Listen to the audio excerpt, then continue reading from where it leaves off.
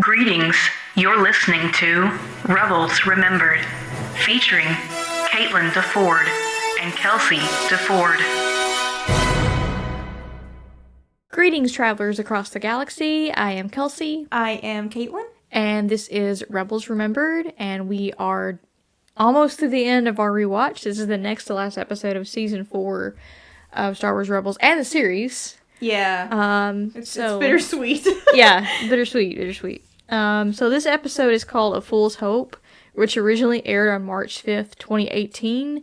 This episode actually aired at the same time as the series finale, but we're treating it during the rewatch as a separate episode. Mm-hmm. The synopsis reads, Ezra calls in every favor he can to rally together a ragtag group for a seemingly impossible fight against Governor Price and her Imperial forces. This was written by Henry Gilroy and Stephen Melching and was directed by Saul Ruiz. Some trivia in this episode. Early in development, episode was called Ezra's Gambit. The final episode title is a reference to Gandalf. So any nerds out there that know, I don't know the books, but I know the movies. It's the line he says to Pippin when they're breaking through. I'm blanking on the name of the place right now, and he says, a small hope, but maybe just a fool's hope. But there is hope, but it's a fool's hope. So kind of bittersweet, kind of, not pessimistic, but being realistic, I guess. Yeah. The clones now have a bigger boat. They are now using a AT-AT Walker. I didn't even notice that, yeah. So the last time we saw the clones getting all their Jupas, they were using something else. I'm not a nerd when it comes to tech. More like a crawler type of situation. Yeah, more like a crawler situation. Now it's down to AT-AT. So they can probably get bigger Jupas now, which is awesome for them. The wolves behind Ezra, which is one of my favorite sequences in this episode, is a callback to the fry knock behind him in season 1. Ezra is now far better in control of his emotions and focus. I didn't even realize the connection there between him and the fry knock and then here, where he's definitely more in tune with what's going on. More in tune and more in control. Yeah. I would like to see someone do a side-by-side comparison of the two. That would be pretty cool. Produces a joke for the crew, I guess, when they would screen these episodes for the crew. There were squeaky toy effects that replaced the stormtrooper screams with the scene of the attack of the Loth wolves attacking the stormtroopers. I wish we had that footage. Yeah, Lucasfilm released that. That would be great. Release the squeaky toy footage of the Loth wolves. I agree.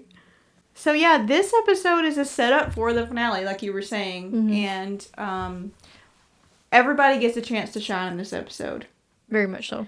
I have a couple of things listed, but before we go into it, we can do our episode activity. So since we're bringing everybody back here, this episode activity is called the Wolf Pack. As we approach the end of the series, we are bringing everybody back into the fold. So I have a list of characters. I'm going to quiz you a little bit. So I'm going to give you a name, and you have to tell me what episode was their first appearance in Rebels, and compare their first appearance to now this episode. Okay. So the first one is the clones, which we kind of talked about earlier. It is Rex, Gregor, and Wolf. I'm going to do so poorly. And the fact that we've actually done the rewatch, so I should know the episode titles. I know it's in season 2 when the clones first appear, but I don't know the name of the episode. Do you happen to have it? Yeah, so it's Relics of the Old Republic. That's right, yeah. And The Lost Commanders. It was a 2-parter. I remember it was a 2-parter with them. I was sort of surprised that they were introduced with Hera, that Hera even got away from the blockade and to meet up with them, so that was really interesting. I would say it's amazing how quick, maybe not amazing, but they're just already gung-ho to go help the Lothal, which is a lot about them. You know, they could have easily just like, well, no, we're just going to sling for Jupas forever, and we don't want to do with that. But I think it goes back to sort of that honor and duty that I feel like Rex instills both in Gregor and Wolf, going back to the season 2 episode where they were still kind of like, we don't want to touch the Empire were kind of neutral. They're clearly not here. And I also like the little callback to Clone Wars with, well, the wolf pack's back together, and then, Wolf, he's like, oh yeah, it's like watching all these wolves tear apart these stormtroopers, which again was really interesting to see old Republic clones take on the Empire, stormtroopers. That was really interesting. I also like how we went back for Gregor and Wolf, because we took Rex. That's true. Yeah. With the scene with him meeting Ahsoka. So it's nice we got to get the other guys on board here. Yeah. Callus. He's changed a lot. Season 1, probably episode 1. Yep. I'm assuming Sparkle Rebellion of the series. So he's on the rebellion side now. That's a big, big change. Seeing him, be a rebel is always like fun to watch. But at the same time, he still kind of carries some Imperial things with him sometimes, like the way he thinks about strategies and things like that. Yeah, seeing him with a blaster was nice. Oh yeah, I forgot he was using a blaster. Mm-hmm. Yeah. Hondo, I believe, is season 2. Yes. Is it Brothers of the Broken Horn? It is. Okay. Hondo, you never can tell with Hondo, because I feel like even at the beginning of this, he was like, okay, when do we get paid? Mm-hmm. He's still very much like, it's kind of like, not heartwarming, but it's like, you haven't changed, like, very much. And he also says, like, in the beginning of this episode, he's like, I'd do anything for Ezra. And then later, he's like, so what are we getting out of this? I'm like... yeah. He always sort of starts with, I would do anything for fill in the blank with the person. But again, his motivations are always questionable. Questionable as in the fact that it's for him. Yeah. But still, it was very, like, that first scene with Hera and the clones, Ketsu, who appears, and Hondo is there. That was I was like, okay, they're just bringing everybody back. She is actually next on my list. Ketsu is. Season 2? Mm-hmm. Blood Sisters? Correct. Okay. I don't think we've seen Ketsu since. Yeah, I don't think we have either. If we have, I don't remember. If we have, I'm sorry that I don't remember. The whole loyalty switch of a lot of these characters, Ketsu's very much self-centered. I've got to survive. Very similar to Ezra in season 2. We've gone from that to let's liberate Lothal and let's help out Ezra and also help out Sabine. Because they're still, even though they're not blood related, they're still very sisterly bond there. Yeah. It was nice to see Ketsu again. Vizago, season 1, episode 1, Spark Rebellion. Clearly, as we saw from the episode, a couple episodes back on season 4, he's now officially with the rebellion side. I do think it's funny that, personally, this is my headcanon for Vizago, is after the series ends, because we know that the Empire is defeated, I felt like he just goes back to smuggling. you're probably right. Like, I just feel like that's who he is, and... part of me is like, yes, he doesn't want the Empire to oppress people, but I think the bottom line is sort of like Hondo's like, I need to go back to being able to do my illegal activities, which I can't do. Yeah. Clearly not now because he's seen as a traitor. So he definitely can't work for the Empire. So it's like, oh, okay, yeah, sure, I'll help out the rebellion. Why not? Mart is also in this episode. Mart is in this episode. He appeared in season 3.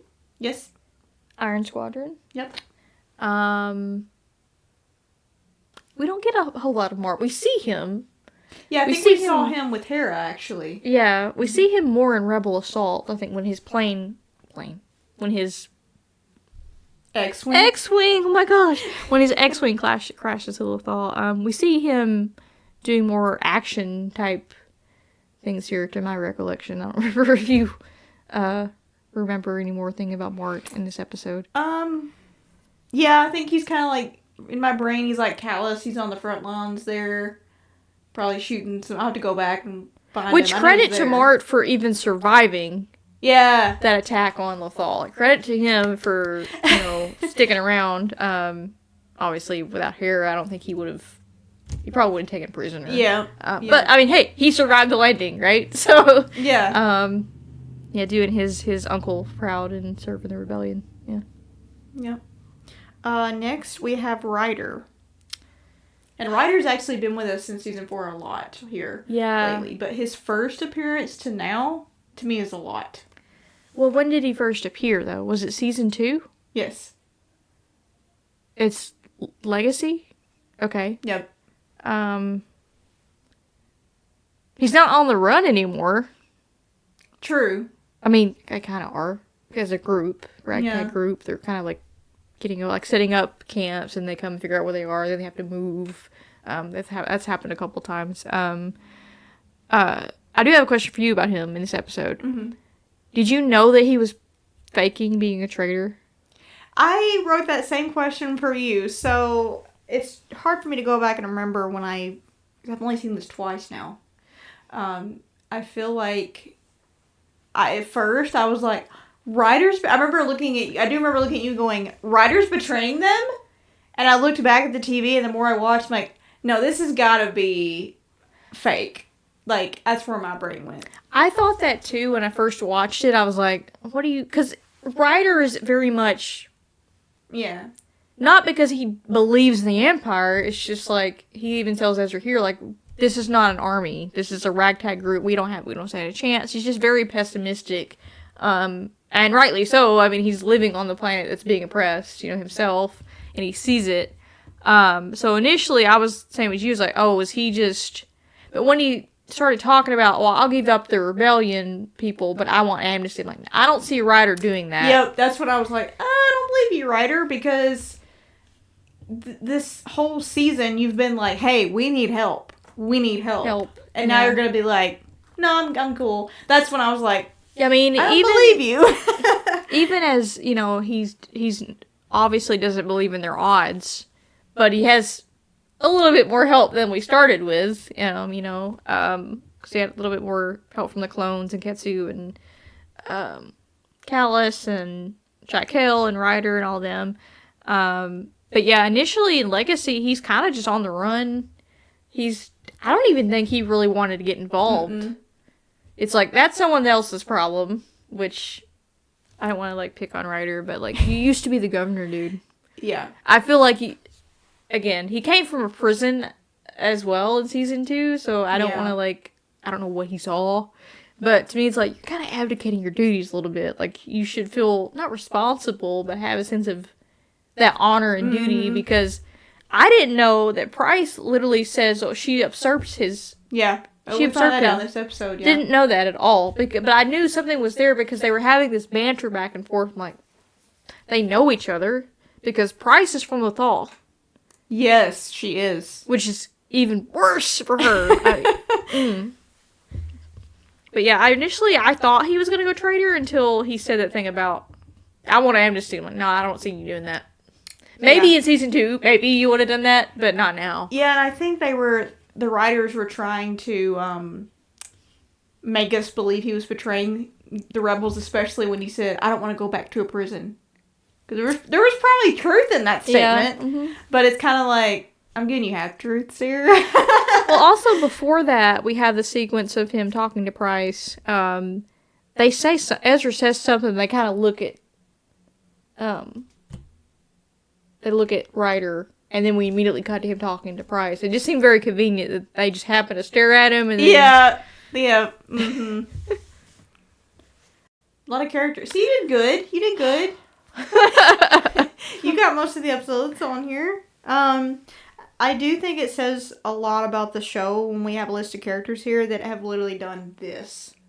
If you look at from point A to point B of these characters, especially like Callus and Ketsu, even Ryder, they've joined. Yeah. And some of them run the complete opposite of that spectrum, which is so crazy. Or didn't want anything to do with the rebellion. Just wanted to stay out of it. It's not my place. Mm-hmm. Yeah, that's really interesting to see. them all come back, which I have looked at a couple of reviews for this episode, and it's also mentioned in the episode that I like how this episode is about Ezra saving his home. It's not about the Rebel Alliance helping out, which it was an interesting route to go, because I think Star Wars fans, everything's connected. We want to see the Rebel Alliance. We want, and we did. We got to see Mon Mothma and Dodonna and all them. But I think I like how it went back to, okay, this is our group of rebels that we started with, but also people they've met along the way, created specifically for the show, or came back from Clone Wars like Ahsoka or the clones. But I like that they did that. Yeah, I'm not even emotional. I agree too. I liked how in the beginning of this episode, it didn't really click for me. Like, oh, we're fighting the Empire, let's go. Until Hera was talking to the clones and said, we're going back to Lothal to save his home. And that just got me. Because, I'm emotional. I'm not trying to be rude to the rebellion, but Mothma pretty much says you're on your own. Yeah. Because they took a big hit in 0 Hour. And I don't think they were willing to risk it again. Yeah. Because it is Thrawn. And the fact that, I'm going to get emotional, I'm sorry.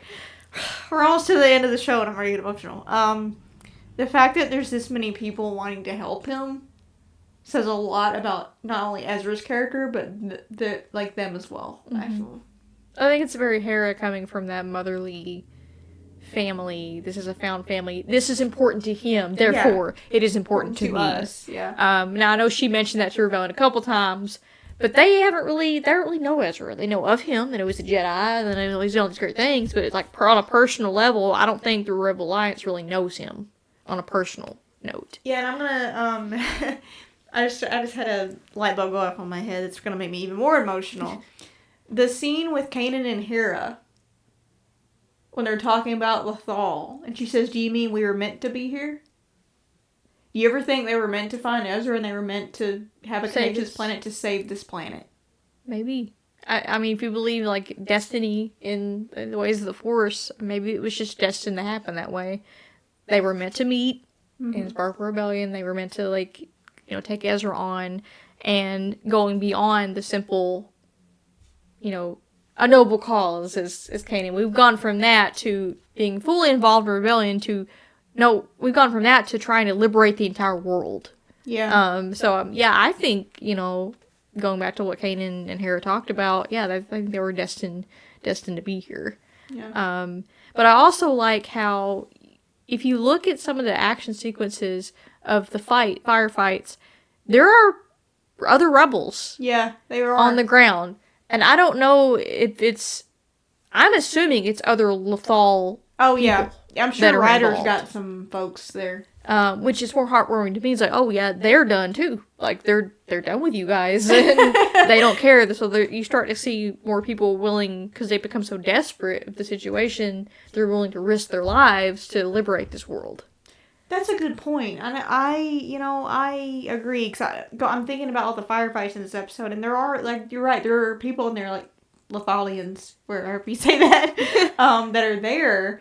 And it kind of gives me hope watching that, thinking about it, because I'm like, I thought we were all by ourselves here, I mean, you see a couple of that instance in Rebel Assault. Yeah, true. All these people gather and they're telling Hera, hey, get out, go this way, or, but then they hightail it because they don't want to get in trouble. But here it's very much, they're on the front lines, Mm-hmm. Yeah, so I did like that. I know some people were like, where's the Rebel Alliance? I'm like, I just feel like as a show, we sort of went back to the core people. Yeah, and Lothal is, I don't care what anybody says. Like, I love the Rebel Alliance too, but, like, for this series, Lothal is such a core part of it. Mm-hmm. I mean, that's why I think I struggled with season 2 and 3, because they kind of get away from it. They have to, yeah, because they're being hunted. Mm-hmm. They never stop being hunted until the end of the show. What did you rate this episode? So I gave it a 6 out of 10. I might want to bump it up to a 7, though. The pacing to me seemed a little bit slower. I wasn't bored, but it's just some of the firefights, I started catching myself zoning out. Yeah, it went on too long, maybe. I gave it a 7 out of 10, but maybe an 8. I don't know why I like this episode so much. I don't know if it's just been a while since I've seen it, or because it was paired with the finale, I didn't have as much as a breather to dissect it and look at it. Oh, that's on its true. own. Yeah. But I mean, the soundtrack with the Lothals, Oh my gosh. the scene in the cavern with Ezra and the Lothals. What else did I write? It's not about Lothals. And it's so funny because you've hated them pretty much. Yeah. Ezra fighting Rook on the cliff. Zeb carrying the machine gun. Sabine shooting explosives through her jetpack. Hera turning the ship and hitting another ship. Like, there's so many action sequences in here that are just I just like, I don't know, nerdgasm. I just like loved it. And then we get to see Price begging for mercy, literally. Enjoyed that.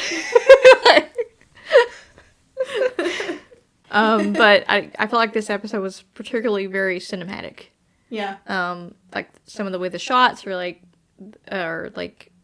showing the settings, how the action sequences are done. I kind of want to see the storyboards for a lot of stuff. That would be really cool. Yeah, pretty solid episode for me. But I can understand why you would get weary of it, because it does seem so action-y that you're like, I'm starting to zone out. And it's so funny because in our past recordings, I'm like, I wanted more action. And then in this one, like, there's too much. Like, I guess I'm just never satisfied. I guess that's my problem. Yeah, well, I mean, I like action, but sometimes what I liked about this episode is it didn't linger too long on one particular person. I also love how at the end of this episode, Ezra tells Price, we knew we couldn't fool Thrawn, but we knew we could fool you. And I can't remember what happens to her in the next episode. I just remember she's going to be in so much trouble coming. She even says something that I completely forgot about, which was Thrawn's words to her before he left. I will deal with you when I come back. She literally tells one of her officers, like, hey, if he comes back and I don't have them, I'm going to be executed. And I'm like, oh, he did mean that he was going to kill you. Okay. Yeah. And I also love how, Ryder has always been, he's an interesting character for me. He's making that step toward being more hopeful, which I think he takes a step toward that every time he's on screen. Mm-hmm. In this last season. And I love how in this episode, Ezra tells him and everybody, like, no, we can show the Empire that they can be defeated. And I think that's why it's called A Fool's Hope, because there's a lot against you. Mm-hmm. But even I feel like Ryder, by the end of this episode, was kind of more on board than he typically would be, I feel. Because, like, they took Price. She's the governor of the planet. Mm-hmm. I mean, that's a big win for them. Yeah. So, yeah. That might have been what turned Ryder at the end to be fully more committed. Because I feel like he takes one step forward, but something happens, he takes two steps backward. Yeah. I feel like kidnapping the governor. Kidnap the governor! Sorry. Drake and Josh. I feel like it's like, okay, maybe there is as crazy and as stupid as it may sound to have that kind of hope. I feel like that does sort of turn the tide in Ryder somewhat. Also seeing the Lothwolves, I mean... That's true. With the Force, I mean, that's another unexpected. I think we talk about that too with the Rebels. They always do something unexpected. Mm-hmm. Which, I think we talked about this before, are the Lothwolves neutral? Because they weren't going after the Rebels.